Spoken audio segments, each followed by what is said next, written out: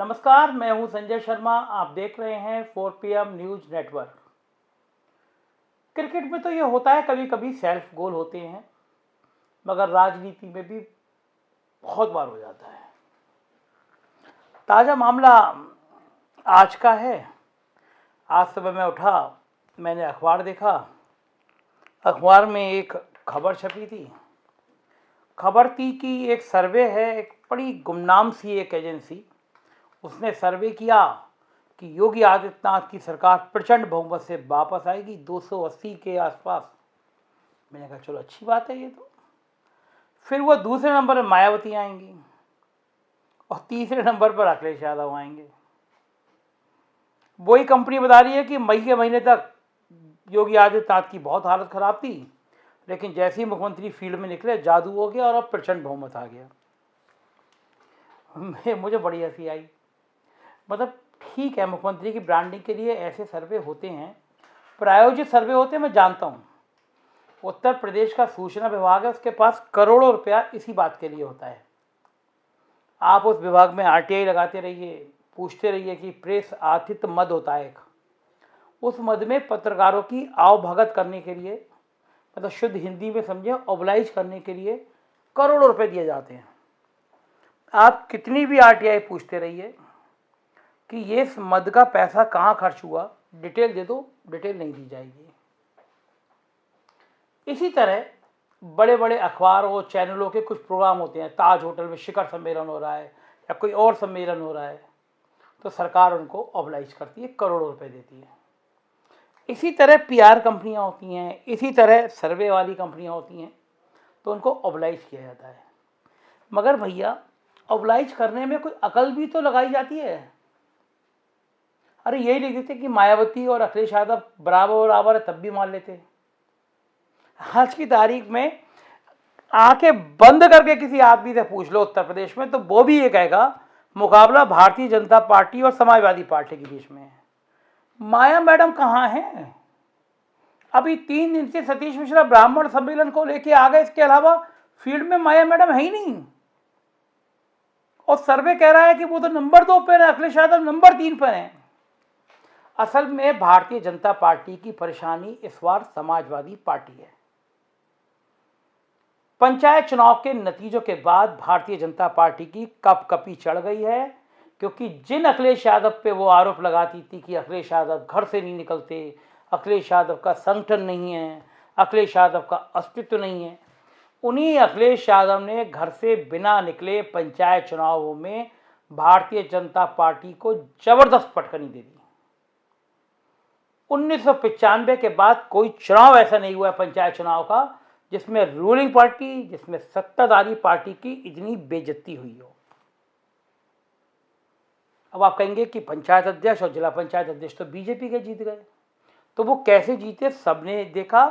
चुने हुए सदस्य को किस तरह मारा गया, पीटा गया, अपहरण कराया गया, उसकी बहुत लंबी दास्तान है, उसमें मैं नहीं जाता।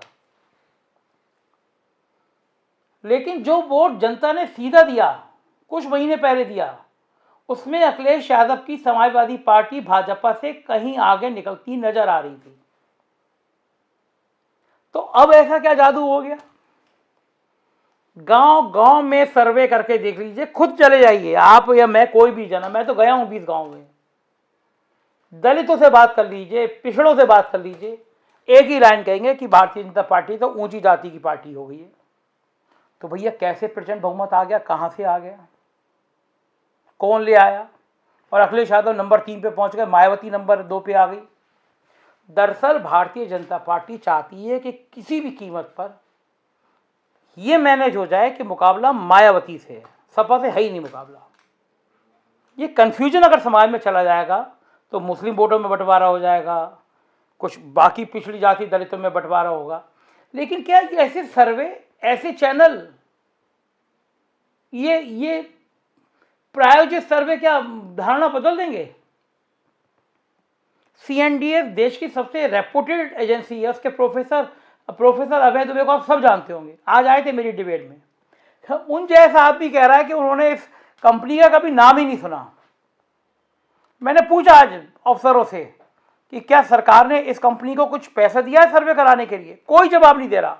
कोई जवाब देगा भी नहीं, और देर सवेर ये निकल के भी आ जाएगा ये कौन सर्वे कंपनी जिसका किसी ने नाम भी नहीं सुना, कहाँ से आ गई, कहाँ सर्वे कर लिया, सर्वे करने के सवाल क्या थे, सर्वे करने का मॉडल क्या था, कितने लोगों पे सर्वे किया। फिर जब सर्वे आ गया तो ये तय किया गया कि अखबार बड़ा बड़ा छापे। अखबार बड़ा बड़ा क्यों छापे?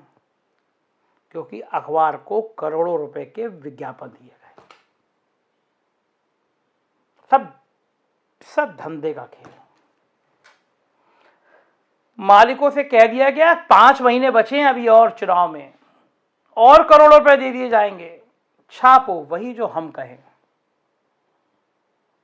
अब आपने मेन स्ट्रीम की मीडिया तो मैनेज कर ली, लेकिन वैकल्पिक मीडिया कैसे मैनेज करेंगे? जैसे मैं बोल रहा हूं, मुझे कैसे मैनेज करेंगे?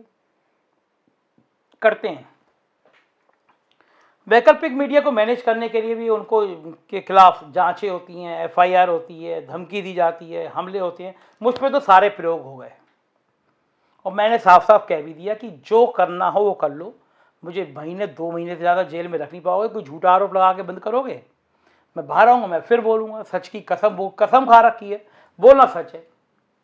अब इसमें क्या गलत होगा भाई मेरे? वो सर्वे कंपनी वाले को चैलेंज दे रहा हूं, इसी जगह बैठ के चैलेंज दे रहा हूं, मेरे संग चलो उत्तर प्रदेश के 20 गांवों में, ना मैं अपना परिचय बताऊंगा ना आप अपने परिचय बताना। जिस जाति में जाओ, जिस बिरादरी में जाओ, उसमें सर्वे करके देख लो। अगर ना लोग ये कहें कि मुकाबला अखिलेश यादव बीजेपी का है, तो मैं अखबार बंद कर दूंगा, पत्रकारिता छोड़ दूंगा। इससे बड़ी बात और क्या होगी? काहे का भ्रम भैया? मायावती जी संघर्ष में आ जाए ये दीगर बात है, आज की तारीख में संघर्ष में नहीं है। और कोई अनजान सी कंपनी सर्वे करेगी कि तो इतना बड़ा बड़ा छपेगा अखबारों में, फिर मुख्यमंत्री की टीम ट्वीट करेगी ये तो योगी जी का कमाल है। योगी जी मान लिया बहुत बड़े हिंदुत्व के नेता हैं, बहुत बड़े फायर ब्रांड नेता हैं, मैं कुछ किसी बात से इनकार नहीं कर रहा, लेकिन मैं तो कह रहा हूं लड़ाई तो बीजेपी और अखिलेश यादव में ही है। काहे सीन बदलने की कोशिश में, और काहे बदल जाएगा सीन भैया मेरे?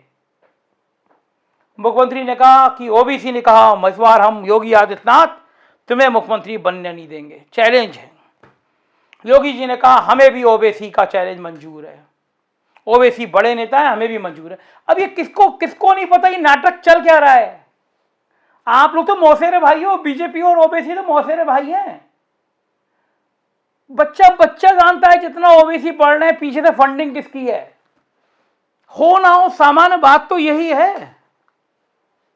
ये कहा जाता है कि ओबीसी की फंडिंग में बीजेपी का हाथ है, और हकीकत में जहां जहां ओबीसी चुनाव लड़ने जाते हैं फायदा बीजेपी को हो जाता है। आप बिहार देख लीजिए, अगर बिहार में ओबीसी मुस्लिम वोटों का बंटवारा नहीं करते तो सरकार वहां तेजस्वी की बनती। बंगाल में दाल निकल पाई ओबीसी भाई की, कितने भी बड़े नेता हों। अब योगी जी कह रहे हैं ओबीसी जी बड़े नेता है, ओबीसी जी, फिर मैं कहूँ ओबीसी जी। अब योगी जी कह रहे हैं ओबीसी जी बड़े नेता है। पहले तो उनको मोहल्ले का नेता कहते थे, हैदराबाद का नेता कहते थे, अब कह रहे ओबीसी जी बड़े नेता है। वो जी इसलिए हैं क्योंकि उन्हीं से उम्मीद है बीजेपी की, उन्हीं जी वाले भाई साहब से उम्मीद है कि जी वाले भाई साहब आएंगे, मुसलमान वोट बांट देंगे, मामला पट जाएगा अपना। लेकिन जी वाले भाई साहब करें क्या? जी वाले भाई साहब तो खुद फंसे हुए हैं, जी वाले भाई साहब की तो खुद ही हवा खराब है। तो फिर अब आने वाले दिनों में इसी तरह के सर्वे आएंगे, इसी तरह की फ्रॉड कहानी आएंगी, चलने वाली नहीं है भाई। समझ में आ गया है, मुकाबला कर रहा है इस बार तो। संघर्ष करिए, फोकस करिए। जातियों के खेल में उलझे हुई है उत्तर प्रदेश, नहीं निकला तो डिब्बा गोल है।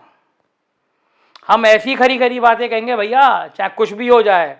तो सुनते रहिए 4 PM, सब्सक्राइब करिए 4 PM को। और मेरे को अगर हिम्मत बढ़ानी है, हौसला बढ़ाना है तो सब्सक्राइब करिए, दोस्तों से करिए सब्सक्राइब करें, वीडियो वायरल करिए, तभी मैं सच बोल पाऊंगा। बहुत बहुत शुक्रिया आपका, थैंक यू।